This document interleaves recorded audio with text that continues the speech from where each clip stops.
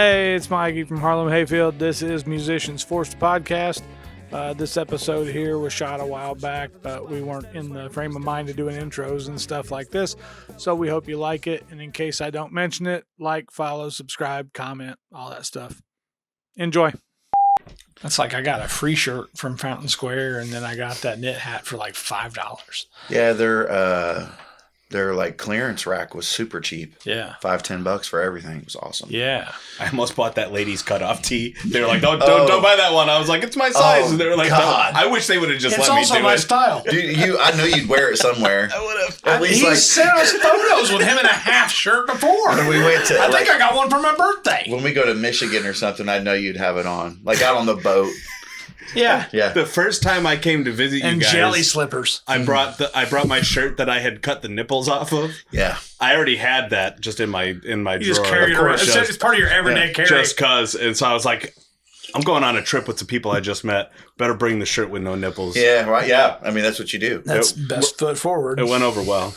I mean, I'm here, aren't I? Yeah. You're still here. We kept you.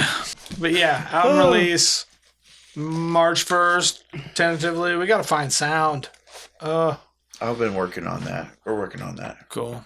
Actually, I'm also trying to get a sponsor for it. I sent, we used to do that sometimes. And I sent an email to a guy I know at Mueller and also a Skeff today. Nice. Yeah. Hell yeah. Because those guys will, I don't know if I should be saying that on here, That's but cool. like, We'll keep it.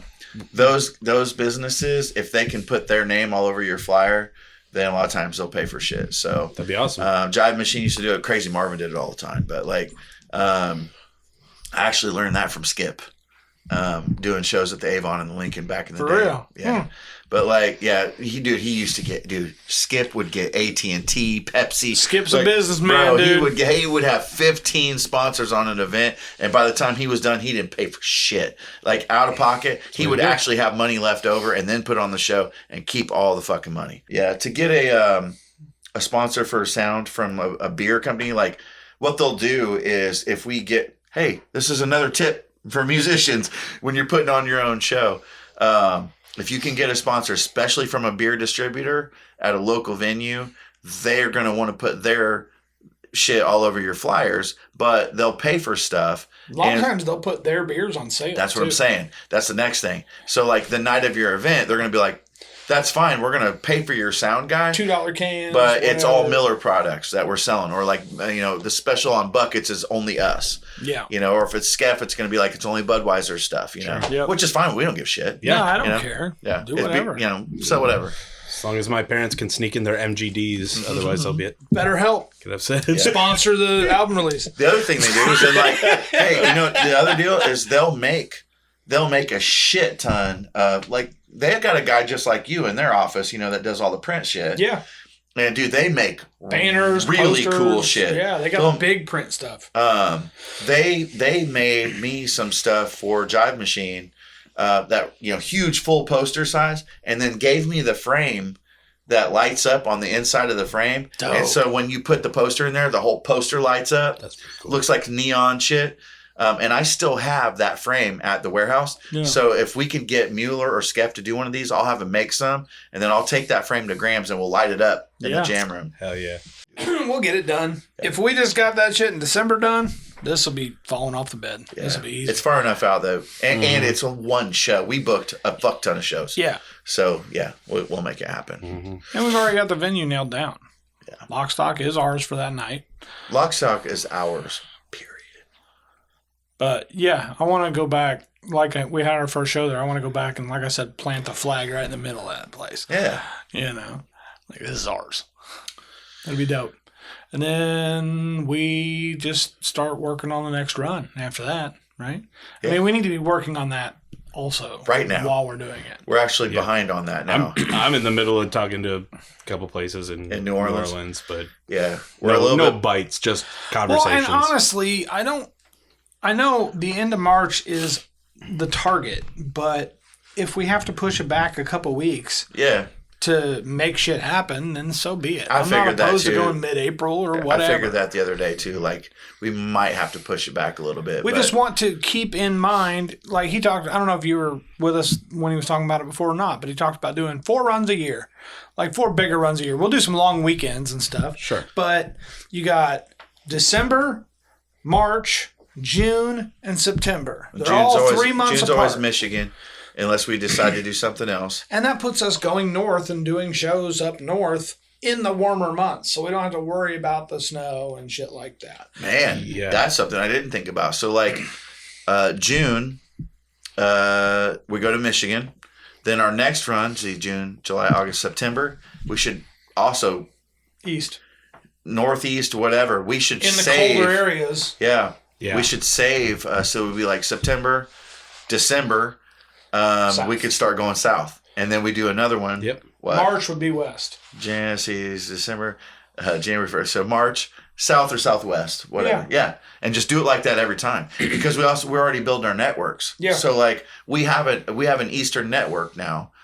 You know, so like when we do our Eastern run for the year, we can hit up some of these places. The only thing is, with us going where we go, up the Silver Lake area in June, that is, if that's our only north run, that's going to keep us from like Minnesota and Wisconsin and things like that. You talking about Michigan? Yeah, if we go to Michigan in June. I think that we keep that trip in June as our retreat. We write songs. And so then maybe one year the September tour is to Milwaukee and yeah. shit But like June is Michigan. If we want to play a couple of shows while we're out that way, that's fine. But I think we keep that as our songwriting retreat because we've been doing it for so long. that. Yeah. You know what I mean? Although, man, I would love There's to only get one up time there we did and write not. in the winter. Well, that'd be cool, but that's a separate trip. Yeah. Separate trip. But like, And Pretty I think we should take advantage of having some people up there that are familiar with us and try to get some sort of show going. it'd be fun to do Yeah, that. I mean, honestly, we could take the Michigan trip and also make it kind of a long weekend. Well, You know, The Michigan- do a couple shows up there. the Michigan trip already is a long weekend. That could be where we decide to do a longer run and like do a couple on the way and on the way back, but keep our Michigan trip. That's a possibility. You know what I'm saying? Because, dude, Because that's what happened this year was like we didn't want to cut into writing time to have to like haul all of our shit out of the Right. Because we get to the cabin and we lock in. bro, Yeah, that place, I think that place is important for us. We've been going from day one. Yeah. We're to like 5 years now. We've been doing that most shit. of our songs have been written up there. Yep, we only Really? skipped that trip the year that we signed the record deal and we went to New York instead in April and decided we weren't going to Michigan in June because of that. So, but other than that, we've been going every single year, and I think we write really good music there. Some of the best shit we've ever written has come out of there. So I would love to keep that a songwriting trip, but maybe play a couple of shows. Yeah, You know what I mean? I'd play in Ludington or wherever. Yeah, there's that Sandbar in Ludington. Yeah. That's an They're awesome in some bigger place. acts in there. Dude, they might even have us in there now. Where we talked to him before. I just saw a post from that lady today. So I mean, like, we connected with them. You know, like we could probably get in there and play. Yeah. And you know, there's got to be other places in Silver Lake or whatever. Uh-oh, Hugh, just What? give you a heads up. Keenan got his New York tolls bill. $47. Oh, that ain't Oh, I have mine too, and I haven't opened them yet because I've Yeah. been like bracing for it. Yeah, so. his was 47, so I imagine yours is the same. Is that the band? 4709. Is the band paying for the tolls? I mean, if we had it right now, we don't. right, yeah. That was just We just gave Keenan $3.50 in gas. yeah. Would you bring me another Schnugelflugel, please? Noogle flugel. That's my dad's term for him. Dude, I had a bowling team. I was in youth bowling. And one year, I was maybe a senior in high school. Our team name was the Big Bad Beetleborgs Nice. because my dad wouldn't let us name he was the director of the youth program. So he wouldn't let us name our team what we wanted to name our team, which was Neglected Children. And he said, no, that makes us parents look bad. You can't be neglected children as a bowling team. I was like, all right, fine. We'll be Big Bad Beetleborgs. And he was fine with that. I was on a bowling league, and I made people so mad in the place because I would go in and I would order my pizza first because of course you gotta have your pizza, and then I go to the jukebox, and it was right after Baby put her blue jeans on. It was right after on repeat. Smells Like Teen Spirit came out, and it was on the jukebox, and so I would just go and be like, I'll take 5 of these, please, and go back to bowling. And there's some old guy who's just there to bowl and have fun and, listen to country. Why are people yelling? And he's just like, somebody turn this fucking shit off. And I'm just like, bring the lights out. When's the last time you bowled? Fuck. Holy shit, dude. It's been 10 years, probably, at least. I remember I hadn't bowled forever, and then we did that Rock and Bowl fundraiser for first gig. That's a while ago, though. Yeah. I love bowling. I've got my own shoes. 2015. You have bowling shoes? Still at my house right now. I haven't put them on in 10 years. I know you have. Oh, did you? I have a lot of stuff you have downstairs. A whole bunch of bowling shoes. Yeah. I bet I haven't been bowling. bowling alley in your basement. Well, how old am I? 48. I bet I haven't been bowling in 20 to 25 years. Jesus. My workbench in the garage is an old bowling lane. That's badass. Yeah. We should go bowling next time we're on a tour. I was going to say, when I bowled that would be fun as hell. At Rock and Bowl, I bowled for the first time in probably 15 years. Were you terrible? No, I wasn't bad. But the next day, my ass cheek, ass cheek hurt like fucking crazy. Because how you slide, and it's like that. Are you right-handed? Which one hurt? Left or right? Left cheek? Yeah. Yeah. Because that's your landing foot. You know, you really only slide on one foot. So, yeah. One ass cheek. Oh, felt like somebody broke in my house and just punched me, speed bagged my ass cheek for like 20 minutes and like knockout. All right, good game, and then left, and I woke up walking funny. Dude, when I was like in 7th or 8th grade, Chris Lorash and I went bowling. Yeah, and I think maybe we might have had Danny with us, but anyway, so we all sucked at it, and this was at fucking Pershing Bowl before they tore it down. Anyway, so we all sucked. We were terrible, but we were just doing it. And so we were bored because we sucked so bad. So we decided to start naming our throws. And nice. Yeah, and like doing ridiculous shit, And so Chris says I did one. It was like, I don't know what I named it, but it was overhand. I was like, this is something, and I threw it overhand and went down the lane, whatever. Chris said, he gets up there, he goes, this is the Herculean toss. Oh no! He got the smallest fucking ball he could, jammed his thumb in it, and he's winding up like this. Fred Flintstone. And he goes, "This is the Herculean toss." And he goes, "Ugh!" But it wouldn't let go, and so dude, it like grabbed his arm. It finally let go. The motherfucker went up in the ceiling, in the acoustic ceiling tiles. Now listen to me. I swear to Christ. Look, this thing went up in the ceiling, and it came out like 15 feet. Later, it landed on the lane and just hit dead, but then started rolling. I swear to God, he knocked all the fucking pins down. No fucking yes, way. He did. You ask him, dude, and ask Danny, dude. We were fucking there. And then Chris goes like this. He goes, Steve Reich! Dude. And then we got busted. Yeah, no shit. Dude, the fucking owner of the place, he comes around. He's like, all right, God damn it, you kids, He comes up. And he was like, I need all your names and phone numbers. And so we're like, we're freaking out. We're like, Bill Bradley? Chris, immediately he goes, my name's James Hetfield. And I was like, oh. And he gave him some bullshit. So then I was like, I'm Dave Mustaine. And then whoever else, I think it was Danny, he was like, I'm Kirk Hammett. And gave him some bullshit. And then we walked out of there. He's like, I'm calling all your parents. I was like, I know. God. WAND's just like, Metallica was in town and tore up a bowling alley. Kirk Hammett's mom gets a call out of state. Your son was in here being a hooligan. Dude, as he said James Hetfield, and I was like, and then I was like, oh, we're not getting in trouble. Okay, all right, I'll be the guy from Megadeth. I want the guy to follow through. I want him to call James Hetfield's parents' house. He tracked down the number. Right? I don't know what the hell he was doing in Your Decatur. son was in here. Hey, you owe me 2 drop ceiling tiles. I actually worried about that for a couple of years till they tore that building down. Once the building went down, I was like, oh, God, we got away with it. My dad has one of the original chairs. It's a wooden fold-out chair. He has one of the bricks from the building. Yeah. Oh, I bet he does. Yeah. Your dad's a bowling guy. Does he have anything from Eldo Bowl? Yeah, I'm sure he does. Yeah. Because I meant to grab something from there. That's actually where I met. Well, that's where I started hanging out with Brian, your foil from the Countdown music video. The seller. That's we were on a bowling team.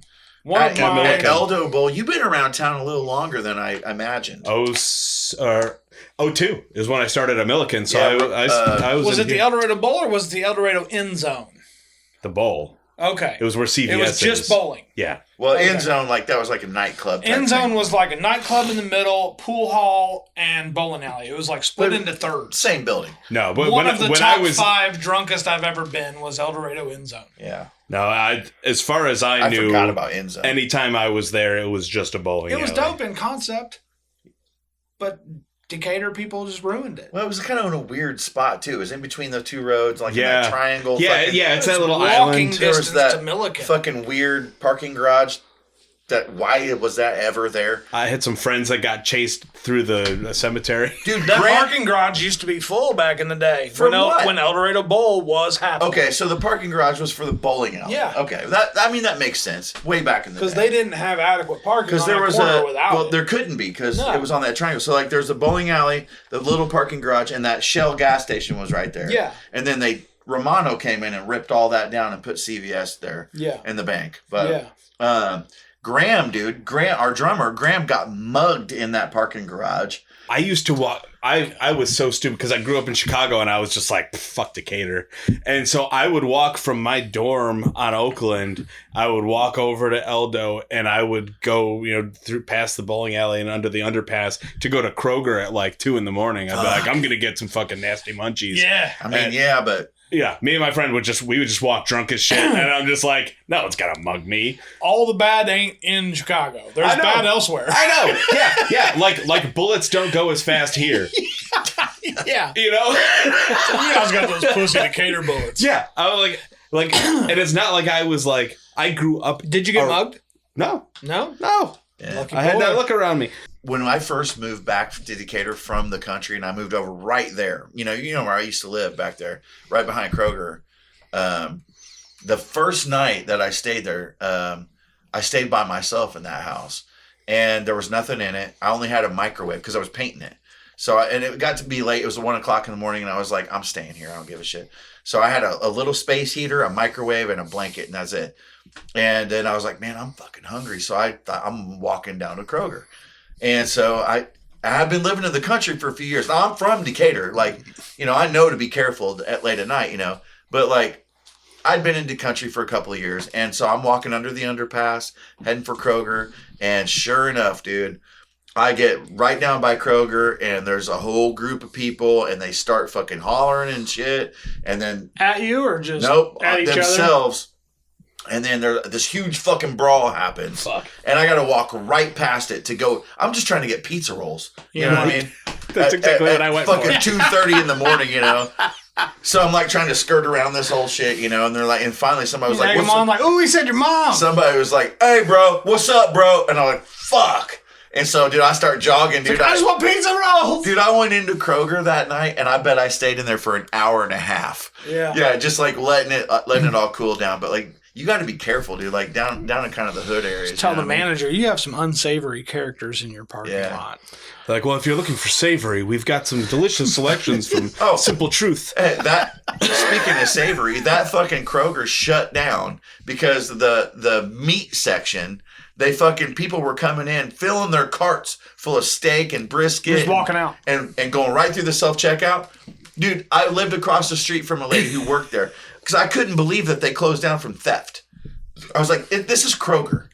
She told me, she said, you would not believe the money that's walking out of here every day. When I was at Milliken, I would be over in the booze section because me and my friends are trying to get some beer. But I remember my freshman year at Milliken, I see some like little kids walk up in the liquor section and this girl's got a fucking teddy bear backpack. And she comes clinking up to me. And this kid starts grabbing Jack Daniel's country coolers and shoving them in the bag. And I'm just like, no shit. Yeah. And then they just go clanking their way out of the store. Walk and I'm right like, out. Yeah. No fucking Dude, way. this lady that lived across the street from me told me that people will go to the fucking meat section dude, a brisket's $120 by itself. She's like, they'll grab 5 or 6 of those, like all kinds of steaks and like all the like super high grade shit, you know. And like they'll chance it. Like they'll go to the self checkout, wait till the security guards turn around, and just roll right out. And she's like, they catch him sometimes, but a lot of times they don't. They go right through the fucking door. And like there's, you know, you've got, what is it, loss management or whatever. You're authorized to be like, hey, you can't do that, and we're going to call the police if you do it. So much. But there's, you know, like even you can't restrain them. Yeah, you're not allowed to tackle somebody in the parking lot and beat the shit out of them. You'll get fired for doing it. But they hired like they had like external security. Yeah, that was there, and I always wondered that. They I was probably like, put hands. I was always like, what's this guy gonna do? What's he gonna and is he going to chance it? Is he going to put himself in danger over a brisket? Over a brisket. You know what I mean? When, like, what's the you profit risk margin? It for the brisket. Q, you got robbed at Subway, right? Down by Milliken. Yeah. And you said, like, didn't you say, like, you just let the dude have the money or whatever? I mean, like, it was funny. Like, he's holding me up, and at first I thought I was getting pranked because I was always pranking people there. Yeah. So I'm like, is this motherfucker just getting back at me? He looks like someone who could have worked here before, and I'm like, you play too much. Exactly. Yeah, and I'm like, too much. I'm like, no, I don't think. But like, there was a cash box like right behind me, like behind a curtain. Yeah. Like there was like a little cabinet. But good security. Yeah, but no, we didn't have security cameras either, and they said they were going to get them after I got. Subway never had. They needed them for Jared. Oh yeah! After I got fucking robbed, I'm like, "Hey, are you gonna get security cameras?" And they're like, "Yeah." Yeah, we'll get them. And eventually, there's no point now. Yeah, but yeah, I was at the register, and like the whole time, I'm shaking, and you're shaking. And things are going through my head. I'm like, should I run? And I'm like, you know what? This place, first of all, it's insured, but second of all, fuck these motherfuckers. Yeah. There's like $90 in the till. Right. So I finally remember my password and open it up, but. By that point, I had taken so long that whoever was there to rob me I think they lost their nerve and just like ran out the back door. Oh, no shit. Yeah. And so, like, because I told you, I walked by with my fucking hands up. And some dude the dude was sitting at the table, like, yeah, there's one guy at a table, and his friend is standing there looking at the menu. Because we had $5 footlongs. It was right after the toasts came out. $5 footlongs. And I got my hands up, and I'm like, hey, sir. I'll be right with you. You're winking at him. And he's just like, that's cool. I don't know what I want anyway. And I'm like, God damn it, look me in the eyes. I'm in distress. Yeah. And so me and Lee. He's trying to flag this dude down. And he's just looking at the $5 footlongs. I'm a junior in college. I'm working with like a senior in high school. How's that meatball marinara? So yeah, I'm sitting there at the fucking register, and finally I like get it open. I get all the money. I'm walking with the money. I'm like, I'll be right with you, sir. Leanne's behind me, like, yeah. And he's just like, it's all good, man. Take your time. And I'm like, you fucking got you. And so finally I got around the corner, and I like peek, and I see that the guy was gone. And so I took the opportunity to go, there's a motherfucker back here with a knife. And did you end up making a sandwich for the guy? What'd he get? Fuck no. I saw some of the ballsiest shit I've ever seen. It was this past summer at Walmart. You know, I was running out there to get some shit. This is Walmart Mount Zion. I go through the first set of double doors, and 2 kids fly by me on bikes. From inside the store? Inside? They got the bike off the rack, went and opened up an air pump, aired up the tires. What? Rode them through the store, through the people, and hit the double doors as soon as they were coming open and flew down the fucking parking lot and gone. Dude, I hope they got away with that. I didn't hear anything else about it. I'm betting they did. I mean, that's... You ride use a Grand Theft Auto, little asshole. If you're going to do all that, man. That was a heist. Honestly. You said that was Walmart? Yeah. Man, fuck the Waltons. Exactly. Too. You know what I mean? Man, you know what? I feel now we're not bad. going to get sponsored by Walmart. I feel bad because it's going to take a while before those kids find something that's going to give them that thrill. Oh, yeah. You know, because they're going to be riding high on that for a while. Yeah. Oh, yeah. I'm riding high just telling the story of them doing it. Right? Man. You saw some fucking magic. I'm excited about that right now. Yeah. I want to go steal. Let's go steal Let's go steal something right now. Let's go fucking steal something. Let's go steal shit. Who has a gun? I will say I don't steal shit on purpose. Man, I did when I was a kid, dude. If something doesn't scan after like 6 fucking times at the self-scanner, it's going in the bag. Mm-hmm. Yeah. I'm not I'm not fixing your equipment so that I can check out and What pay the stuff. Bill Burr say? He's like, "Oh, I forgot my apron. I didn't know I was on the clock." Yeah. I watched Ari's special last night. And he said he was talking about white privilege being the "oops, I forgot about it" shelf on the bottom of the cart. That you can just go through and pay for your stuff, and you just walk out. And sometimes you'll just get out, and sometimes they're like, "Hey, what about that stuff on the bottom?" You're like, I completely forgot all about it, asshole. Let me get tasted. Yep. You know, you're not getting tackled for that. They're going. And if you get caught, you can play it off real easy. Yep. I'm like, oh, you're tempting me. You're tempting me with bad ideas. I knew this dude who fucking worked at it might have been one of the first gate kids that worked at Lowe's. Yeah. Who are they? Fucking Adam and Nick. So might have been one of them. I'm not sure, but like, so these dudes come through the line with a cabinet base, like a kitchen cabinet base. Like 4 or 5 doors, a big one, right? And it's got the banding and the plastic on it, you know? And they tell the guys, you know, that, well, we got to look inside this thing. And so these dudes, these construction guys are like, oh, okay, that's fine.